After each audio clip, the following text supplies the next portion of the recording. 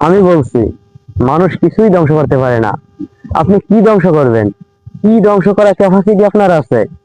নাই। প্রিয় বন্ধুরা, আসসালামু আলাইকুম ওয়া রাহমাতুল্লাহ। আমরা অনেক সময় বলি আমি এটা ধ্বংস করে ফেলবো, ওটা ধ্বংস করে ফেলবো। আমি বলছি, মানুষ কিছুই ধ্বংস করতে পারে না। আপনি কি ধ্বংস করবেন? কি ধ্বংস করার ক্যাপাসিটি আপনার আছে? নাই।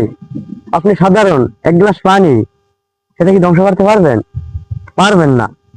আপনি কি করবেন? একটি আগুন জ্বালিয়ে